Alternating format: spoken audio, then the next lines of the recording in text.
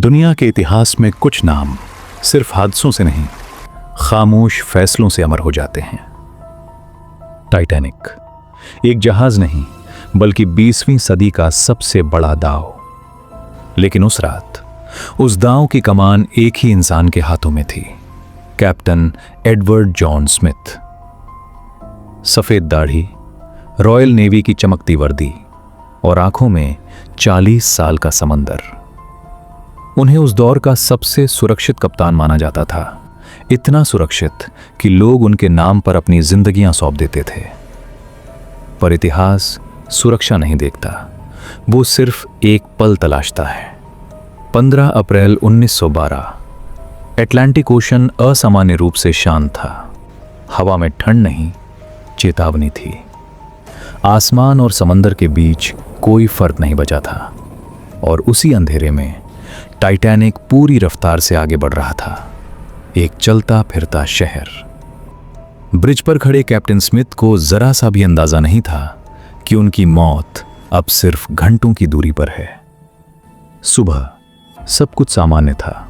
First class में चांदी के चम्मच खनक रहे थे। कोई न्यूयॉर्क में नए साम्राज्य के सपने देख रहा था, तो कोई अपनी नई शादी का भविष्य। और कैप्टन स्मिथ, ये उनका लास्ट वॉइस था। इसके बाद रिटायरमेंट, सुकून। क्रू उन्हें सम्मान से देखता था। पैसेंजर्स को उन पर अंधा भरोसा था। किसी ने नहीं सोचा था कि सूरज डूबने से पहले ये जहाज इतिहास की सबसे दर्दनाक फाइल बन जाएगा। दिन ढलता गया और वायरलेस रूम में एक के बाद एक संदेश आए। Icebergs ahead, icebergs ahead, ice warnings. Classified नहीं थीं, लेकिन इग्नोर्ड जरूर थीं। टाइटैनिक को अनसिंकेबल कहा गया था।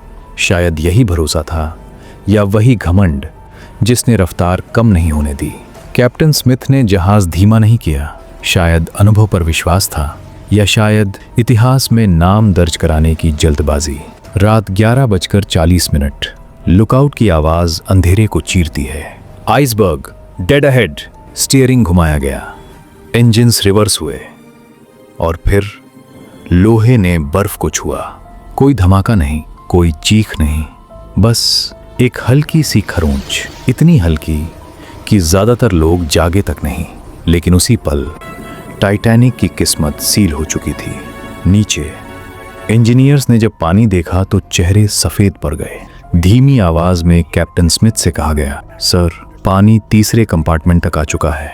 कैप्टन स्मिथ कुछ सेकंड तक चुप रहे। शायद उनकी पूरी जिंदगी एक साथ सामने आ गई थी। फिर एक ठंडी स्थिर आवाज, पैसेंजर्स को जगाओ, लाइफ बोट्स तैयार करो, विमेन एंड चिल्ड्रन फर्स्ट। लेकिन विडंबना देखिए, लोग उतरना नहीं चाहते थे। इतने विशाल जहाज को छोड़कर एक छोटी नाव में बैठना उन्हें बेतुका लग रहा था। उन्हें यकीन ही नहीं था कि टाइटैनिक डूब सकता है। कैप्टन स्मिथ हर जगह थे, किसी बच्चे को संभालते हुए, किसी डरे हुए सेलर को हिम्मत देते हुए। उन्होंने अपने लिए कभी लाइफ बोट नहीं मांगी। आखिरी बार उन्हें ब्रिज के पास देखा गया, अकेले, शांत, जैसे वो अपनी शिप से माफी मांग रहे हों। कुछ देर बाद टाइटैनिक 2 हिस्सों में टूटा और समंदर ने सब कुछ निगल लिया। हजारों चीखें और फिर हमेशा की खामोशी। कैप्टन एडवर्ड जॉन स्मिथ का शरीर कभी नहीं मिला। कहते हैं कुछ कप्तान अपनी शिप को कभी छोड़कर नहीं जाते।